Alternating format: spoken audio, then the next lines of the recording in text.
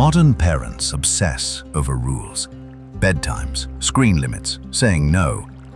And yet, the civilization that built the Colosseum, conquered 3 continents, and ran a functioning empire for 500 years, raised its children almost entirely without that word. No. Not because Roman parents were lazy, not because they were permissive in the way we understand it today, but because they operated from a completely different theory of what a human being is and what it takes to build one. Here's what's strange. The results speak for themselves. Rome produced Julius Caesar, Marcus Aurelius, Scipio Africanus, Augustus, men of extraordinary discipline, political genius, and iron will. Men who as children were never simply told what to do. So what did Roman parents actually do instead? And more importantly, is there something in that ancient method that modern psychology is only now beginning to rediscover? The answer will make you question almost everything you think you know about raising capable human beings.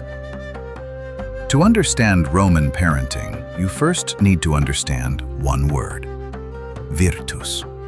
It's usually translated as virtue, but that translation loses almost everything. Virtus comes from vir, man. It meant something closer to the full, activated power of a human being.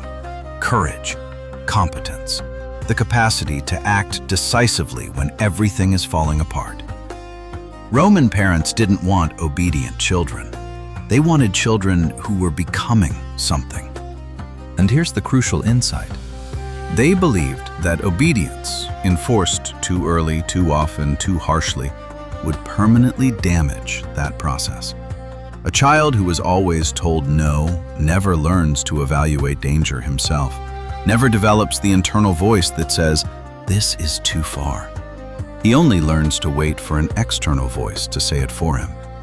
Roman fathers called this the difference between a slave and a citizen. A slave stops because someone commands it. A citizen stops because he understands why.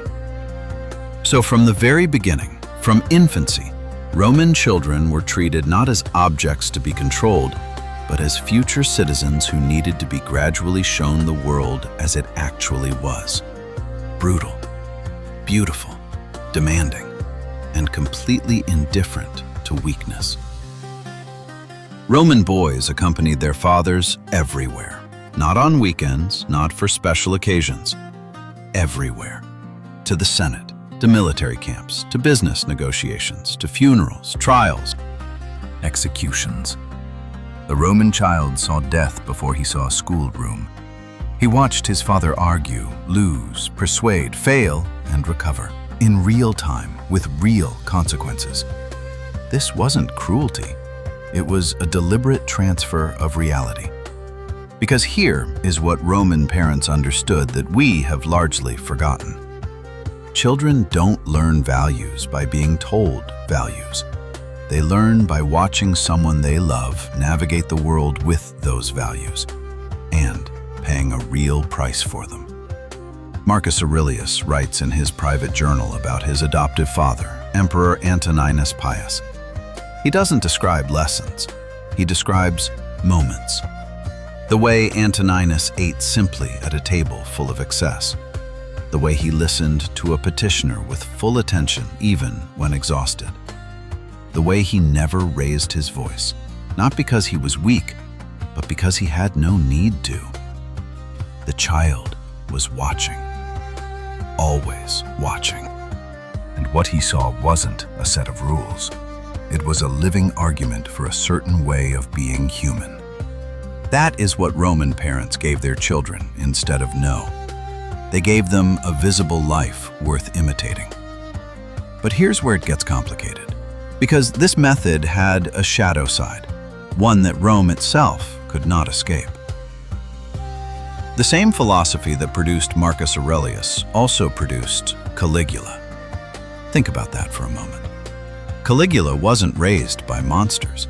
He was raised inside the imperial family, surrounded by power, exposed to everything, given access to the full machinery of Roman life from childhood. The method was identical. The outcome was catastrophic. And this is the part that modern researchers find most disturbing, because it reveals something about the Roman system that its greatest admirers prefer not to discuss. Showing a child the world without limits only works if the world he's shown has a moral center. If the adults around him model restraint, sacrifice, accountability, the child absorbs those things, unconsciously, deeply. They become part of his architecture. But if what he witnesses is corruption dressed in the language of virtue, if he sees powerful men taking whatever they want while speaking about honor, something else gets built inside him. Something that looks like confidence from the outside, but from the inside is just appetite with no ceiling. Rome understood this theoretically. The concept of the paterfamilias, the father as moral anchor of the entire household, existed precisely because someone had to be that visible center of gravity. When the center held, the method was extraordinary. When it didn't, and across 5 centuries it often didn't, the same children who could have become Aurelius became something Rome could not survive. So what made the difference? What separated the philosophy that built leaders from the philosophy that built tyrants? The answer is a single practice, one that Rome took more seriously than almost anything else. The practice was called reckoning.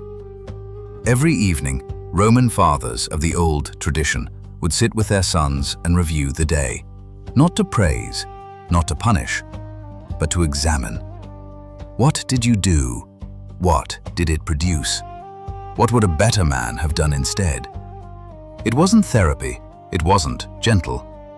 It was a daily collision with reality, structured, repeated, relentless.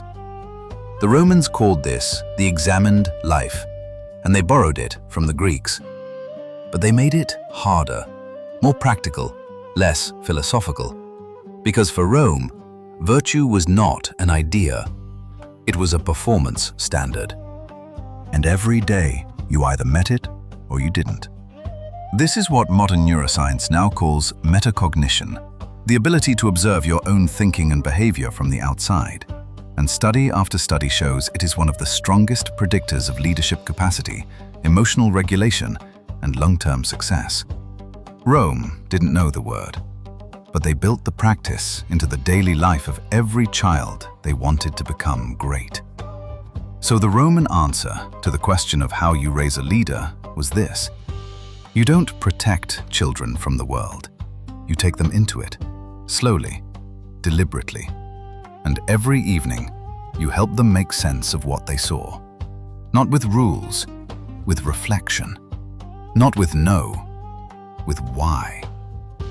2,000 years later, that may still be the most sophisticated theory of human development anyone has ever produced.